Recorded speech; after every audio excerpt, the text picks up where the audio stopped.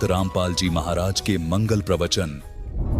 एक तो घर में दारू काट है, शराब बनाओ तो पड़ोसी का भी नशा हो, गुंडा लग गया उसने छींक आवे।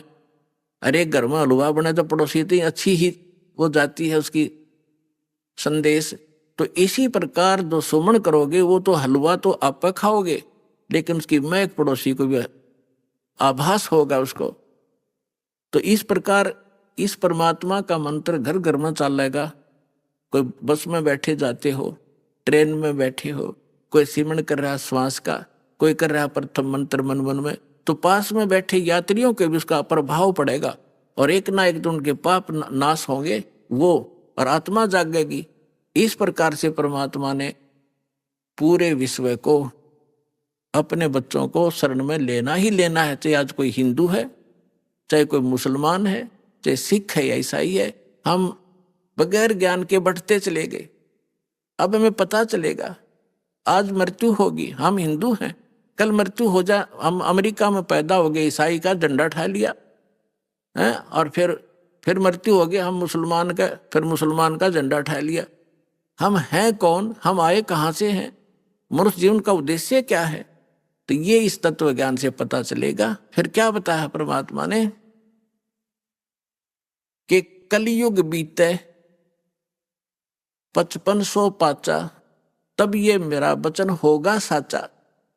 600 वर्ष पहले ये बात कहना कि घर घर में मेरे ज्ञान की चर्चा होगी और मेरा ही ज्ञान रहेगा, पूरा विश्व मेरी भक्ति करेगा धर्मदास, तो धर्मदास का गलेवा उतरा नहीं थी। तो परमात्मा ने कहा कि कलयुग बीते 5500 पाचा, तब ये वचन मेरा होगा साचा। कलयुग बीत जावे जब एता, और सभी जीव परम पुरुष पद चेता। ओए होए होए, आप पुण्यात्माओं जो इस ज्ञान से परिचित हो चुके हो, उनका तो यह बात बिल्कुल समझ में आएगी 100% तुरंत। आप क्या देख रहे हो, आज से पहले आपने ज्ञान गंगा सुनने से पहले परम पुरुष का ज्ञान नहीं था, आपने केवल अपने ही देवी देवताओं का ज्ञान था, और स्वर्ग लोक तक हम उत्तम स्थान मान्या करते। एक ये राधा स्वामी पंथ है जो गुरु नानक देव जी के और कबीर जी की वाणी को पढ़ पढ़ा के कहीं की ईंट कहीं का रोड़ा जचा गए, ये सतलोक सचखंड और सतनाम ये बताने लगे थे। इन्हें कख नहीं पता, कैख है भी नहीं पता भक्ति मार्ग। ये क्या बताते हैं, सतलोक में परमात्मा निराकार है, चेतन ही चेतन है, प्रकाश ही प्रकाश है। और फिर सतलोक कैसा है, सतनाम क्या है, सारनाम क्या है, सार शब्द क्या है, सतलोक क्या है, सतपुरुष क्या है, इनके परम धनी के वचन है शिवदयाल जी के, जिससे युवराधा स्वामी धन धन सतगुरु सच्चा सौदा धनो दादा जय गुरुदेव निरंकारी परंकारी जितने पंथ हैं ये उसी से निकले हैं, उसी के आधार से। वो क्या बताता है कि वही सतनाम है, सतनाम वही सतपुरुष है, सतनाम ही, और सतनाम ही सतलोक है, सतनाम ही सार शब्द है, सतनाम ही सतपुरुष है, सतनाम ही सार नाम है। कख है इनको पता। तो अब कहते हैं परमात्मा ने कहा है कि कलयुग बीत जावे जब एता, और सभी जीव परम पुरुष पद चेता। ओए है परम पुरुष, गीता जी अध्याय नंबर 15 के श्लोक नंबर 16 और 17 में 3 पुरुष हैं। एक सरपुरुष, यह ब्रह्म है 21 ब्रह्मांड का स्वामी, और एक अक्षर पुरुष जो 7 संग ब्रह्मांड का मालिक है। ये दोनों परम पुरुष नहीं है, इसलिए गीता अध्याय नंबर 15 के श्लोक 17 में तुरंत कहा है कि उत्तम पुरुष है तू अन्य परमात्मा इति उदाहरत है, ये लोग धर्म अविश्य विवर्ती अवैश्वर है, कि वो परम पुरुष तो कोई और है। उत्तम पुरुष, परम माने श्रेष्ठ, परम पुरुष, उत्तम पुरुष, श्रेष्ठ पुरुष, पुरुष माने परमात्मा, वो तो कोई इन दोनों से भी अन्य है, सरपुरुष और अक्षर पुरुष से। और वही तीनों लोकों में प्रवेश करके सबका धारण पोषण करता है। गीता अध्याय नंबर 18 के श्लोक 62 में कहा कि अर्जुन तो सर्वभाव से उस परमेश्वर की शरण में जा।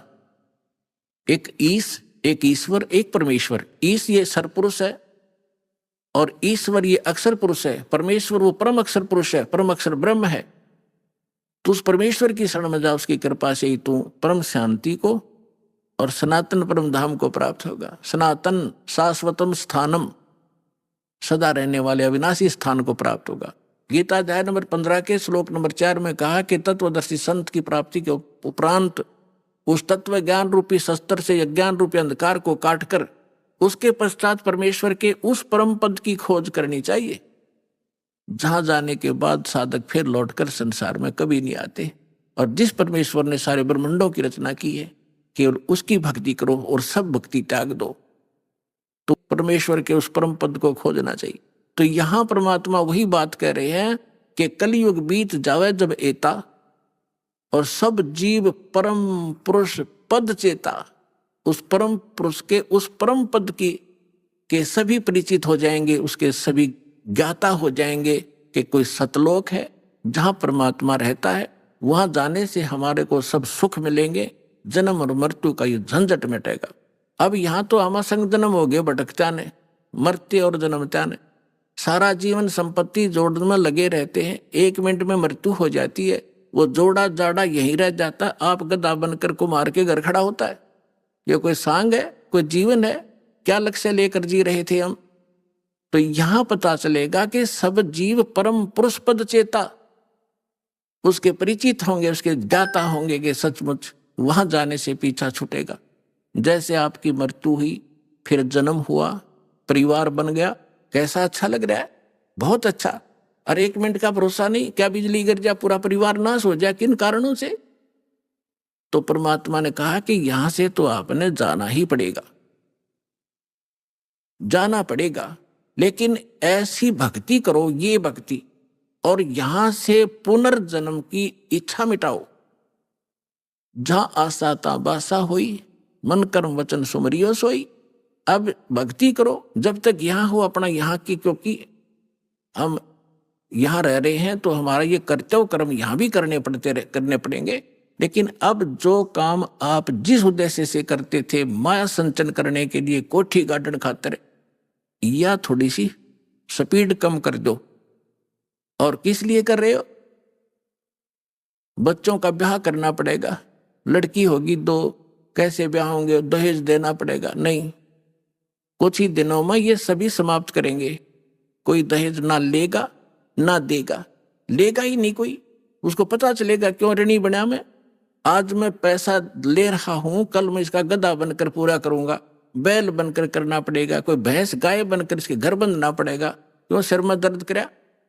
तो पुण्यात्माओं, जब तक ये ज्ञान नहीं था, हम एक दूसरे से ऐसे जुड़ते चले गए, संस्कार बढ़ा लिए हमने। अब सतलोक चलने के लिए हमने इन संस्कारों को सीमित करना पड़ेगा, ताकि फिर से टांग उलझी ना रह जाए, को पल्ला हमारा कहीं कांटे में फंस ना जा और हम यहीं रह जाए। तो इसलिए,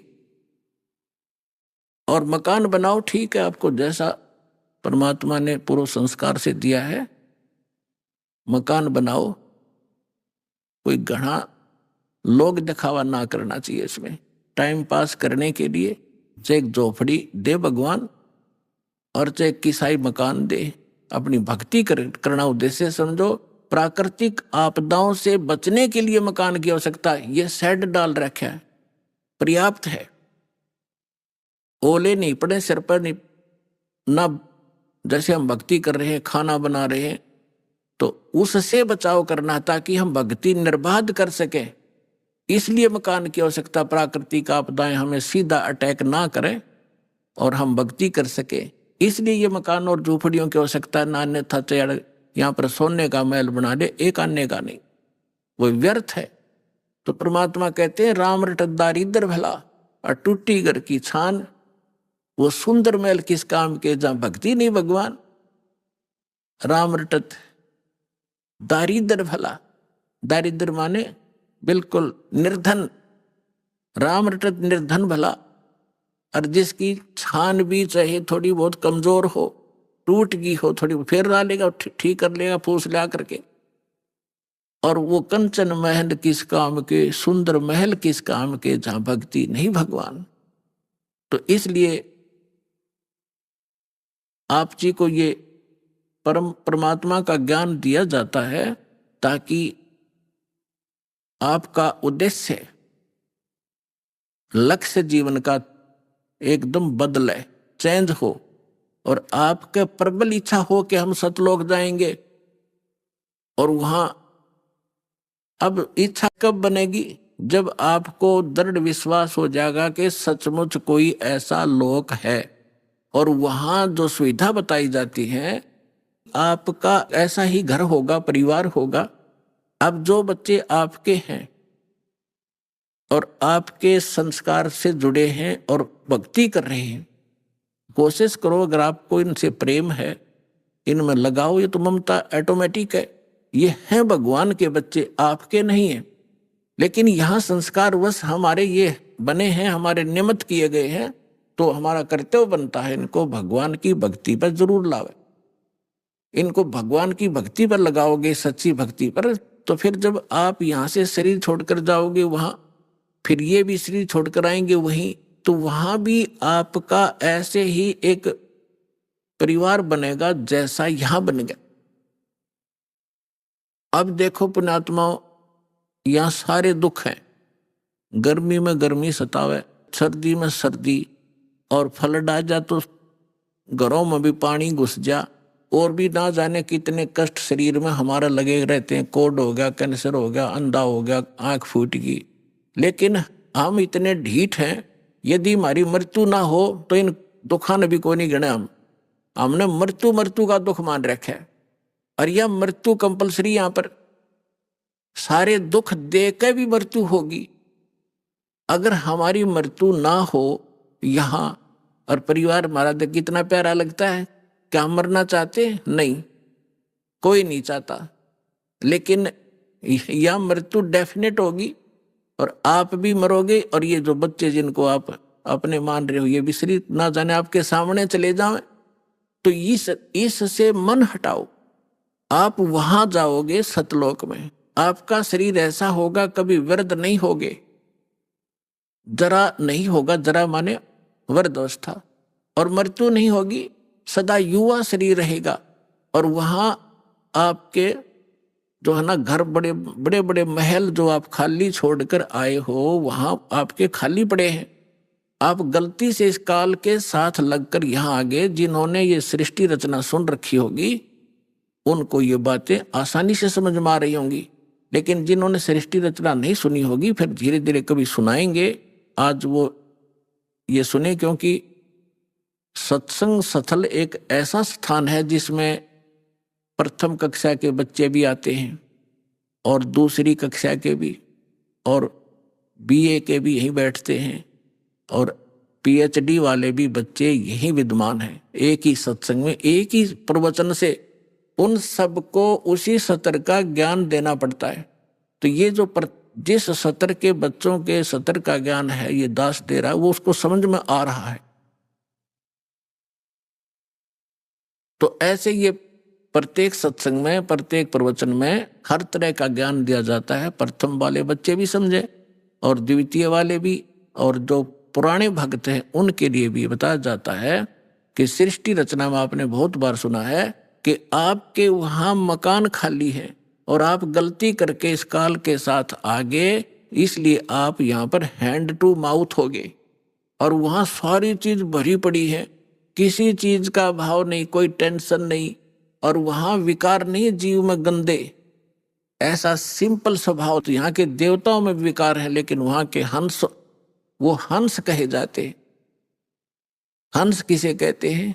एक पक्षी होता हंस, एक बुगला होता उसी की हम शकल। लेकिन उनका पता कब चलता है? जब दोनों सरोवर के ऊपर हों। बुगला खाता है मच्छी, कीड़े मकोड़े, गोगे, और हंस खाता केवल मोती।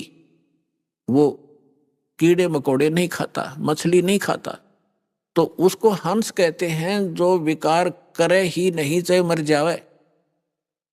और हंस का एक और गुण बताया है कि उसके सामने दूध रख दिया जाए, जिसमें 1 गिलास पानी 1 गिलास दूध डालकर रख दे मिला के, वो दूध ग्रहण कर लेगा और जल न छोड़ देगा उस पात्र में, जो का तो रह जाए। उसमें ऐसा गुण दिया मालिक ने। तो जिन्होंने दूध और पानी भिन्न भिन्न कर लिया इस ज्ञान के आधार से कि ये लोक कैसा है, यहाँ का जीवन कैसा है, और सतलोक में जो बताया जा रहा है वो कैसा है, तो वो भिन्न भिन्न कर लिया, इस जल को छोड़ दिया, दूध ग्रहण कर लिया, उसको हंस कहते। तो वह हंस कहे जाते हैं। आदमी अपने ही जैसे हैं, आकार ऐसा ही है, उनका शरीर वह बहुत तेजों में है, 16 सूर्य जितना प्रकाश एक वहां रहने वाले भक्त और भक्तनी का है। परमात्मा के शरीर का जो वहां प्रकाश है, एक रोमकूप में करोड़ सूर्य मिला दे, करोड़ चंद्रमा, ऐसी रोशनी है। परमात्मा सक्षम है, समर्थ है, जीव अलग है, परमात्मा भिन्न है। परमात्मा सर्वशक्तिमान है, जीव की एक सीमित पावर है और सीमित उनका सब क्रियाएं हैं। परमात्मा की क्रियाएं असीमित होती हैं। जो जीव और ब्रह्म एक बताते हैं वो भूले हुए प्राणी हैं, वो अज्ञानी आत्माएं हैं। उनको अब जो प्रसंग चल रहा है,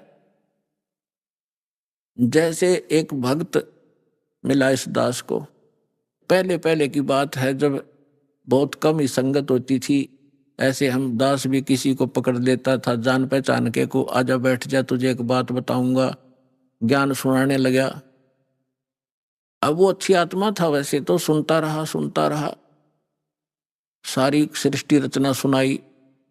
एक दिन, 2 दिन, तीसरे दिन जब वो आया, वो कह लगा भाई बात सुन भगत जी, मैं आपकी बात ऐसी है, मेरे हृदय में लग गए और मेरा सरसा होता है इनका, और मैं ऐसा व्यक्ति हूं, मैं जौन से काम पर लगता हूं, पक्की धुन का आदमी हूं, मैं उसको करके छोड़ता हूं, बीच में नहीं छोड़ता। और मैं नाम लूं को नहीं, मैं नहीं लूंगा आपसे मंत्र। माँ के बात भाई क्यों नहीं लेगा, कि मैंने मंत्र ले लिया, मैं तो सर डटकी बाजी लगा कर काम किया करता हूं और मैं भक्ति कर लूंगा और मैं चला जाऊंगा उड़ा, जहां बता रहे हो कौन सा लोक है, सतलोक भी भूल गया, मैं वहां चला जाऊंगा और वहां कोई भी ना पाया तो मैंने अकेला बैठा रहूंगा। मैं नहीं जाऊं, मैं तो यहीं रहूंगा, मेरा दिल नहीं लगे। मैंने उसे कहा कि भले पुरुष एक बात बता, अब यहां तो क्या दिल लग रहा है आपका? मान ले तो गधा बन गया और सुअर बन गया तो क्या दिल लगा तेरा? ने बोला बढ़िया है, आते जाते दिखते तो रहेंगे, घूमते फिरते दिल लगा रहेगा। बता ऐसी व्यक्ति गिरगी हमारी के हमारा यही ठीक है, घूमते फिरते दिखे जाएंगे और यही ठीक सू, मैं वहां नहीं जाऊंगा।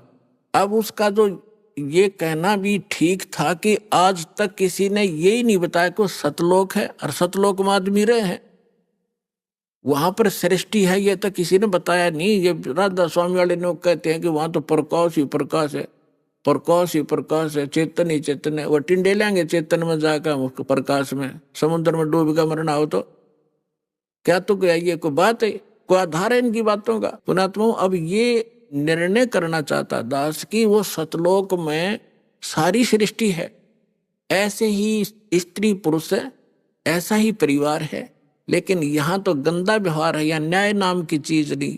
परमात्मा कहते निरंजन धन तेरा दरबार, जहाँ तनिक नहीं न्याय विचार, घर घर में राड, बहू सासू का झगड़ा, आपस में भाई भाई का झगड़ा, बाण भाई के साथ मनमुटाव, छोटी छोटी बातों पर इन पे संपत्ति और पता नहीं क्या के ऊपर लड़ाई हो जाए। ये कोई जीवन है? सब नरक भोग रहे हैं यहाँ पर, कोई सुखी नहीं है। इस पर 21 ब्रह्मांड में आग लगी पड़ी है। अब वहां जाओगे जब देखना, वहां कोई चिंता ही नहीं। अब जैसे आप यहाँ आ रहे हो, यहाँ सासू भी आई होगी, सास भी और बहू भी आ रही होगी, ननंद भी यहीं पर बैठी होगी, सास और ससुरा भी आया होगा, और पति और जेठ जेठानी भी आ रही होंगी। यहाँ लड़ाई होए को ना, यहाँ मनमुटाव होगा नहीं। क्यों नहीं होगा? क्यों? एक बना बनाया भोजन मिलेगा, एक जैसे मैट बिछाए रखे, नहाओ धो अपना भजन करो। लड़ाई तो जब अगर तूने ये नहीं किया, तूने ये नहीं कहा, वहां नाश हो गया, फलाना गड़बड़ होगी, तो वहां जाकर कोई काम में को नहीं, सारी चीज उपलब्ध आपके सामने, तो वहां अपने ऑटोमेटिकली स्वभाव सुंदर बन जाता है। और वैसे वहां का जो मटेरियल है हमारे शरीर का, बॉडी का, उसमें ये दोष नहीं है। तो यहाँ कभी काम दुखी कर रहा है, कभी क्रोध सता रहा है, कभी को लालच में हम गड़बड़ कर रहे हैं, मोह के अंदर आपस में राग द्वेष में सड़े पड़े हैं, तो वहां जाकर के आपको सामूहिक भंडारे में भोजन, आपके घर घर के आगे फलदार वृक्ष लदपद रहते हैं, आपकी रसोई और आपका जो भरा रहता है सारे खान पान से परमात्मा की दया, फिर रह गया क्या झगड़ा। तो कहने का भाव ये है कि अप्रसन्न ये आता है कि वहां पर ऐसी सुंदर सृष्टि है, इसका प्रमाण कहाँ है। अब कैसे विश्वास हो हमारे को। देखो पुण्यात्मा, परमात्मा ऊपर रहता है, वेद बतावें, वहां से चलकर आता है, अच्छी आत्माओं को मिलता है, अपना ज्ञान देता है। वो ज्ञान क्या देता है? जो कबीर साहब अच्छी आत्माओं को मिले, किसको मिले? धर्मदास जी को मिले। एक हिंदू परिवार में जन्मा था, बनिया वैश्य कुल में जन्म था। श्री विष्णु जी और भगवान शंकर के उपासक थे, वैष्णव धर्म से दीक्षित थे। मथुरा के अंदर जाके 68 तीर्थ भ्रमण करने की इच्छा से वो अपने गुरुदेव के आदेश से गया हुआ था। वहां भगवान मिले। परमात्मा ने यह चर्चा सुनाई कि इस तालाब में नहा के, इस जोड़ में, इस मथुरालय में स्नान करके, धर्मदास जी आप मोक्ष चाहते? तेरे लोटे में पानी भर के ला रखा था, उसने साथ रखा था, देखो इसमें कितने जीव घूम रहे, इसमें तूने स्नान किया, मसल मसल कर नहाया, तने करोड़ों जीव मार दिए रगड़ रगड़ के, ये पाप तेरे बैड अकाउंट में लिखा गया। और पुण्य एक भी को ना, क्योंकि शास्त्र विरुद्ध साधना तेरी, तुझे क्या लाभ मिलेगा इसके? पाप इकट्ठे कर दिए। बांधवगढ़ घर से चलकर यहां तक आया मथुरा में, लगभग 700 किलोमीटर तू पैदल चला है। नीचे तेरे पैरों के नीचे जितने जीव आए वो तेरे पाप में लिखे जाएंगे। और पुण्य एक भी को ना इस दौड़ में नहाने का, तालाब में नहाने का। बता, तू गीता पढ़ता है डेली? हाँ जी। गीता में दिखा कहीं तीर्थ पर नहाने की बात के लिख रखी हो तो? या जो मंत्र आप जाप करते हो, हरे कृष्ण राधे श्याम सीताराम, गीता में लिखा कहीं? अगर नहीं जी, फिर किस लिए डलेड हो रहा है? अब देखो पुण्यात्माओं, प्रथम बार तो कितनी साची बातों पर एक बार तो सटराई को से दिमाग में। धर्मदास जी नाराज हो गए, तू मुसलमान है, हमारे देवताओं की बुराई करता है, ये करता है, आंख लगा दिखाने। परमात्मा अंतर ध्यान हो गए, जिंदा महात्मा के रूप में बैठे थे। मुसलमान धर्म के अंदर जिंदा महात्मा संत होते हैं। जब आगे से एकदम अंतर ध्यान हुए, धर्मदास का कलेजा हिल गया कि सारी साची कह था, और ये सारी बात सही थी। मैं तो नीच हूं तो भगवान था, कोई फरिश्ता था, कोई देवता था, कितनी बढ़िया बात बतावे थे, मैंने गलती कर दी। और हे भगवान, इब का आप मिल जाओ तो मैं सारी बात सुनूंगा। कुछ दिन के बाद, वो लंबी कहानी है, अब विषय नहीं है वो, इसलिए दास क्या बताना चाहता है। परमात्मा उनको फिर मिले, फिर कुछ बात कही, वो फिर अज्ञान आग बैठ गया। भगवान फिर अंतर ध्यान हो गया। ऐसे 4-5 बार घटना घटी। तो चौथी 5वीं बार जब धर्मदास जी से परमात्मा अंतर ध्यान हुए, तो उसने ठान लिया कि भगवान या तो दर्शन दे दो, ना मैं अन्न पानी नहीं खाऊंगा, अरिब का जो आप कहोगे मैं वाह सुनूंगा सारी। 5-6 दिन बीत गए, धर्मदास ने कुछ नहीं खाया, अन्न भी नहीं किया। परमात्मा पहुंच गए, उसको मुश्किल से सहारा देकर खड़ा किया। अग बेटा तू खा पी, और अब मैं आ गया हूं, सुन मेरी बात। फिर धर्मदास जी ने कहा कि भगवान एक बार मुझे वो स्थान दिखा दो जो आप बता रहे हो कि वहाँ सारी सृष्टि है, आपके भाई बहन जो पहले चले गए यहाँ से मुक्त मैंने किए हैं वो भी वहाँ विद्यमान है, मुझे दिखा दो भगवान, मैं देखना चाहता हूँ। अब परमात्मा ने कहा कि धर्मदास तू हट क्यों कर ही, ऐसा हट क्यों कर रहा है? मैं जो कहूँ तू भक्ति कर, विश्वास कर, इस भक्ति से तू वहां पहुंचेगा, वहां देख भी आएगा। तू रह नहीं सकता क्योंकि तेरे पास भक्ति नहीं है उस योग्य। जैसे कोई बच्चा ट्रेनिंग कर रहा है डॉक्टर की, और वो नो मैंने डॉक्टर दिखा के लाओ, पहला हॉस्पिटल कहाँ सी है, अरे पहले ट्रेनिंग कर, फिर उसमें नौकरी मिल जाएगी तेरे को। अब देख भी आओगा क्या डॉक्टर बन गया तू वहां जा करके? तो पहले अपनी भक्ति करो, जो ट्रेनिंग पूरी करो, फिर आपको नौकरी मिल जाएगी वहां पर। नहीं माना, मालिक भी चाहते थे गवाह बनाओ इसको, उसकी प्रबल इच्छा हुई, एक बार दिखा दो दाता। परमात्मा लेकर गए ऊपर, नीचे जिंदा महात्मा के रूप में थे। उसी रूप में जाकर देखा कि वहां सारी सृष्टि, नर और नारी, भाई बहन सभी विद्यमान थे। सुंदर शरीर उनके, लंबे लंबे शरीर, और बहुत हष्ट पुष्ट उनका तेजोमय शरीर, और सब उनको प्यार से परमात्मा ने जाकर कहा कि इसको डबल रोल किया दाता ने, जो एक परमात्मा के जो उस राज दरबार के सामने गेट कीपर था। परमात्मा ने उसे कहा संकेत से कि इस भगत को भगवान के दर्शन करा लाओ। वो दूसरी साइड से ले गए, परमात्मा दूसरी साइड से जाकर सिंहासन पर विराजमान हो गए। लेकिन उस समय शरीर वही था, शकल वही थी, लेकिन शरीर से ऐसा नूर निकल रहा था, क्रोम करोड़ सूर्य करोड़ चंद्रमा मिला दे क्रोम को इतनी शोभा थी मालिक की। जब धर्मदास जी ने देखा कि ये तो यह भगवान जो नीचे जा रहा था जिंदा महात्मा के रूप में, ये तो वही परमात्मा है, तब देख जाके परमात्मा ने कहा जा भाई चल वापस। फिर वापस आया तो परमात्मा नीचे बैठे पाए। तब उसने कहा हे भगवान, आपने आप ही मालिक हो, आपने अपने आप को छुपा रखा है। अरे भगवान, इतना सुंदर स्थान। जब पहुंचा धर्मदास उसको वापस भेजने लगे, तब परमेश्वर से कहा भगवान मुझे यहीं रख लो, उस गंदे लोक में ना भेजो, वहां तो बुरा हाल है। अब वहां जाने के बाद आपको पता चलेगा आप कहाँ पड़े हो, कैसे लोक में रह रहे हो। तब धर्मदास जी ने याचना की। परमात्मा ने कहा बेटा ऐसा नहीं रह सकती, आप वापस जाओ, आपको ऐसा मंत्र दूंगा सतनाम और सारनाम, थोड़े ही भजन से आपकी घनी भक्ति संग्रहित हो जाएगी। इसके विषय में आदरणीय गरीबदास साहिब जी को भी परमात्मा मिले थे। उन्होंने परमात्मा से परिचित होने के बाद क्या कहा है, सतनाम पालड़ रंग होरी हो, 14 लोक चढ़ावे राम रंग होरी हो, 3 लोक पास्यंग धर रंग होरी हो, तो ना तुले तुलाया राम रंग होरी हो। एक सतनाम का 2 अक्षर का मंत्र है, जिसमें एक ओम है, एक तत् गुप्त है, जिनको प्राप्त है उनको पता है। तो अनुपदेशी को ये मंत्र भूल के नहीं बताना, नहीं आपका नाम खंडित हो जाएगा। तो परमात्मा ने कहा कि एक श्वास उश्वास से एक मंत्र, जैसे आपने एक बाहर छोड़ा एक अंदर लिया, एक ये मंत्र पूरा बन गया। तो कहते हैं ये सतनाम का एक सिमरन एक पालड़े में रख दे तराजू के तखड़ी के, और 3 लोक पृथ्वी पाताल और स्वर्ग लोक धर दे पासेंग। पासेंग क्या होती है?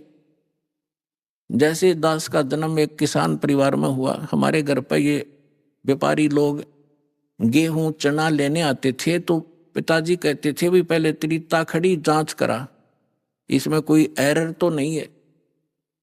तो उसमें एरर होती तो उसी कणक, जैसे चने बेच रहे लेने हैं तो चने उठा के एक मुट्ठी दूसरे पलड़े में डाल दिया जाता था, ताकि वो एरर लेस हो जाए, उसमें कोई डिफेक्ट ना रहे, संतुलन ठीक हो जाए।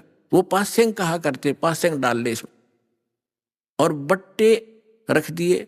और वो सौदा बाकी और करना होता है, 10 मन 20 मन चने लेने होते हैं, वो तोलने अलग से।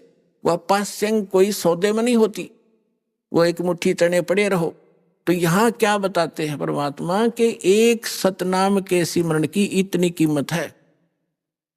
सतनाम पालड़ रंग होरी हो, और दूसरी तरफ 14 लोक चढ़ावे, शिव का लोक, विष्णु जी का लोक, ब्रह्मा जी का लोक, दुर्गा का लोक, और ये ब्रह्म का लोक, और ये जो है ना गोलोक, और ये 14 लोक जो है अताल उतल पतल, ये सारे चढ़ा दे। और 3 लोक पासेंग धर रंग होरी हो, ये 3 लोग तो पासेंग कोई सौदे में नहीं है। इस पृथ्वी पर छोटा सा कोई टुकड़े का राजा बन जाता है, मंत्री मुख्यमंत्री, फूला नहीं समाता। और इस ज्ञान की तुलना में आपको पता चलेगा, क्या बताते हैं, 3 लोक का राज जीव को जय कोई दे, लाख बधाई क्या करे जय नहीं नाम तने। धिक्कार है उस राज को जो भक्ति नहीं है, जिसके पास ये सतनाम नहीं है। तो क्या बताते, सतनाम पालड़ रंगोरी हो, और 14 लोक चढ़ावे राम रंगोरी हो, 3 लोक पासेंग धरे रंग होरी हो, तो ना तुले तुलाया राम रंग होरी हो। तब धर्मदास जी से परमात्मा ने कहा कि नीचे जा बेटा, ऐसा मंत्र दूंगा, सच्चे नियम से नियमित रहकर ये भक्ति करना, थोड़े ही सिमरन से। मुझे मालूम है कि इस काल के लोक में तुम भक्ति नहीं कर सकते, ना जाने कितने प्रकार के पचेड़े तुम्हारे जकड़ रखे हैं, लेकिन ये सिमरन ऐसा दे दिया, थोड़ा भी सिमरन कर लोगे तो भी कल्याण कर दूंगा तुम्हारा। और आप जाइए नीचे।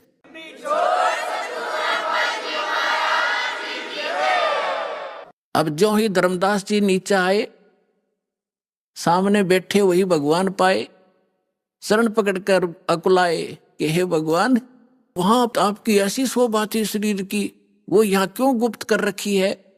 तो परमात्मा ने कहा कि यदि मैं उसी तेजो युक्त, उस शोभा युक्त यहाँ आ जाऊं तो मेरे को कोई देख नहीं सकता, क्योंकि चरम दृष्टि उस प्रकाश को नहीं देख सकती। और फिर ये काल का कलेजा फिट जाए, अब तो उसको पता नहीं मैं कौन हूं, और उसको चिंता बनी रहती है कि इस प्राणी को सच्चा मार्ग ना मिल जाए। इसलिए इसने ना जाने कितने ये दूत छोड़ रखे हैं इस मेरे प्यारे आत्माओं को मिसगाइड करने के लिए। कोई कुछ बता रहा है भगवान की डेफिनेशन, कोई मंत्र कुछ बता रहा है, कोई साधना कुछ बता रहा है, इसने भट्ठा बैठा रखा है। इसलिए धर्मदास, मैं आपको ये सच्ची भक्ति बताने के लिए आया हूं। तो दास जो आपको बताना चाह रहा था, धर्मदास जी ने आके बताया। कबीर सागर में आपको बहुत बार दिखाया, फिर समय आने पर दिखाऊंगा। उसमें वहां ऐसी सृष्टि है, वहां पर सब भाई बहन जो पहले चले गए वहां ठाठ से रहते हैं, स्त्री पुरुष है, परिवार है, वहां सारे सुख है, सब सुख पदार्थ वहां पर उपलब्ध है। और पुण्यात्माओं, जिन महापुरुषों को परमात्मा मिले उन्होंने बताया। आदरणीय गरीबदास जी ने बताया, आदरणीय नानक साहब जी ने यही ज्ञान दिया। लेकिन जो गरीबदास जी ने जो विशेष रूप से ज्ञान दिया है, वो परमात्मा और इन सब महापुरुषों की अपनी एक गुप्त चाल थी। वैसे तो जितने भी महापुरुष वहां गए हैं उनको सबको सारा ही ज्ञान था, लेकिन बीच में उस ज्ञान को छुपा के रखना था। गरीबदास जी के माध्यम से ये पुनः जागृत करना था। तो गरीबदास जी ने अपनी वाणी में यही बताया है, अब इतना समय नहीं वो आपको मैं सुनाऊं, कि वहां सतलोक के अंदर ऐसी स्थिति है, ऐसा वहां पर रहन सहन है, वहां बाग बगीचे हैं, सदाबहार वृक्ष हैं, सारे सुख हैं, और वहां जाके तुम सदा सुखी रहोगे, सदा युवा बने रहोगे। वहां तुम्हारी मृत्यु नहीं होगी, तुम्हारा परिवार होगा। अभी आपने सुने संत रामपाल जी महाराज के मंगल प्रवचन।